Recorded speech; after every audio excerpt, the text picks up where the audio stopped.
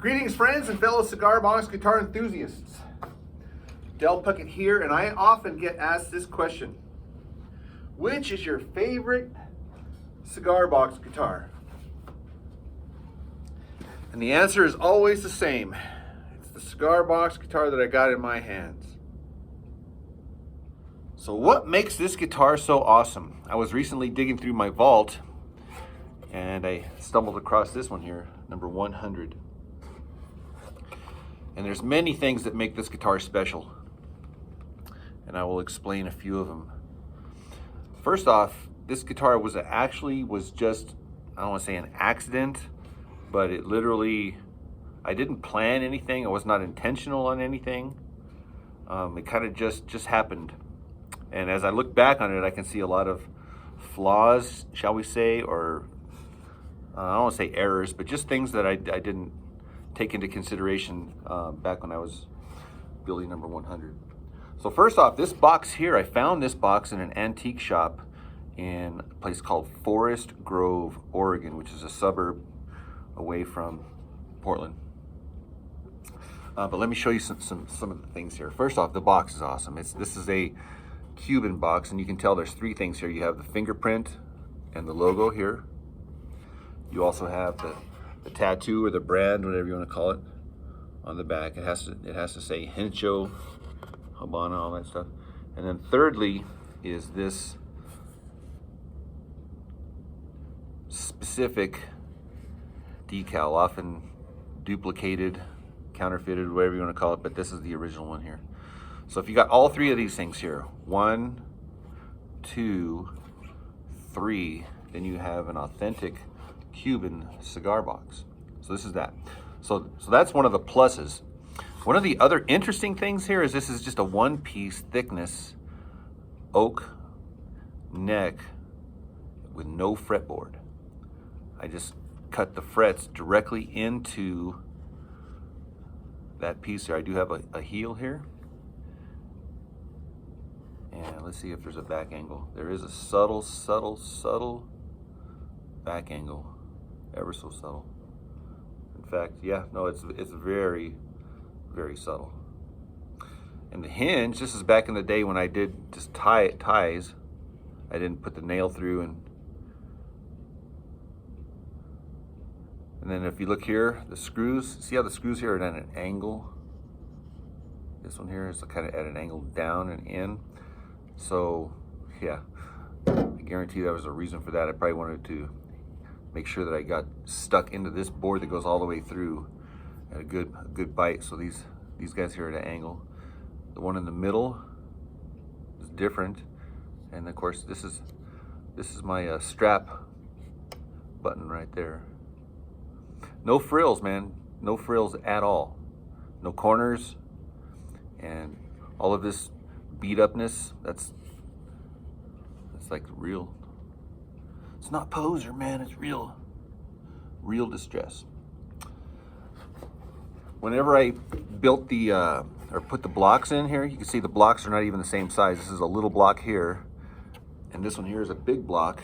So much so that I had to actually cut.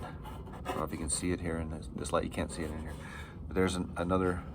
Kind of see it in there. The block in here is so big that it was sticking out into the hole, so I had to get my chisel and kind of chisel this part of this block back. So yeah, so little details like that I didn't even think about. I just kind of slapped it together. I do have a 0 fret, and you can see here these sharp ends here. I didn't even carve those or file them or sand them down or nothing. They're just still kind of sharp. Okay, so all that to say this is when I pulled this thing out of the box, it wasn't even in tune, and I just kind of picked it up and just tuned it up to tension, shall we say, to what felt normal. So I don't even know what tuning this is, and to be honest with you, I don't even really think it matters. And so I could say, I don't even care. But when I picked up the guitar, it was loose, right? So I just tightened it up to what felt right, you know, as far as the tension of the strings on this particular instrument. Every instrument is going to have a different feel, a different vibe, a different tension for the strings, and you're going to find the sweet spot where the guitar just boom, just starts broadcasting or singing all by itself. And so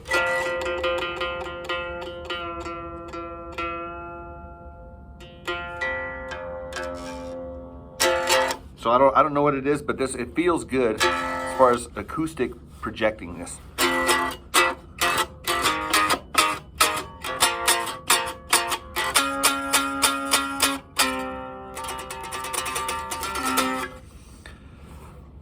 Okay, so check this out, guys. This here is the nitty-gritty of this video here.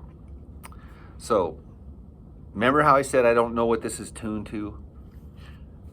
I don't know what it's tuned to, but in my mind, we're just gonna call it something. It could be anything. So you want to call it E, we'll call it E. Okay, so we're at E, which would mean that this is F, F sharp, G, G sharp, A sharp, B, C. So if this was E, then this is C, and that would be at the 8th fret. You can see that, right? So this is what I do here. I treat this chord, this C, as the root. Okay, I'm not talking about this one being the root. No. This is not the root anymore. For this particular example or illustration, my root is right here, and we're going to call it C. But you can call it anything you want. It doesn't matter. Whatever note this is, you just go up to whatever note this is, okay? So this one here, it happens to be, we're gonna call it C, even though I don't know what it is, okay? But this is the way I'm gonna fret it. I'm gonna fret it like that. Instead of like this, one finger, instead of that, I'm gonna use the 2 middle fingers, and that frees up my index finger and my pinky. So I'm using these 2 fingers, and make sure you arc those fingers curved so that this bottom string can ring out open. And this is the voicing.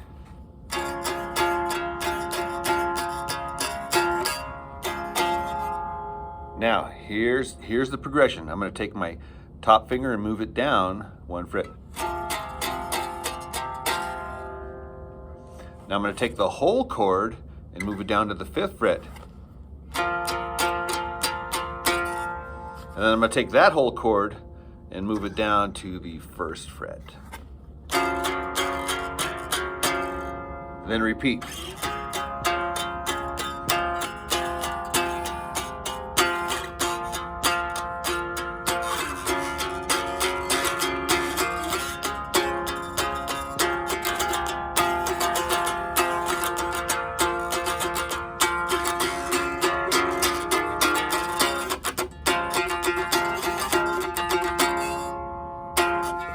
So this would, if we're going to call that C, then this would be like the 5th of that, which would be G, and then this would be the relative minor, we'll call that A minor, and then this would be the 4 chord, and that would be a major 7. So it would be like F major 7 chord.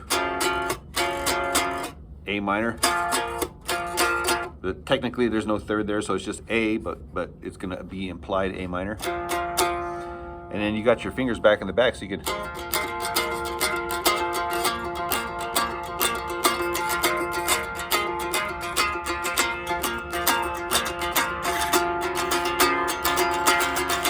And I like to walk up to this G, back up to the A minor. Such beautiful chord voicings, oh my gosh. And you can play it soft and romantical if you like.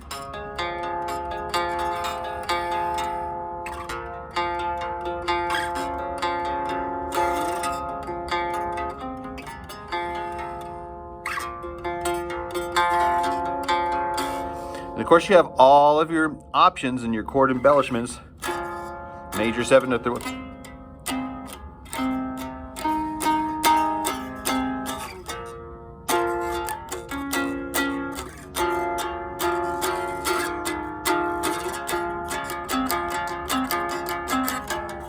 And inverted.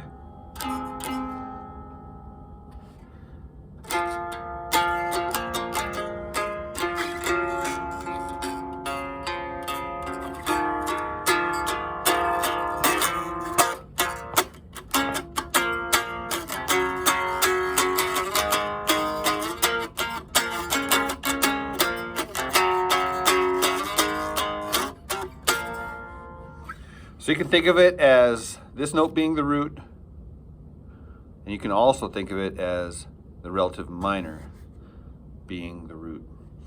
All right, guys. Hope you enjoyed revisiting, getting acquainted with number 100. I love playing this guitar. Currently, this is my favorite cigar box guitar.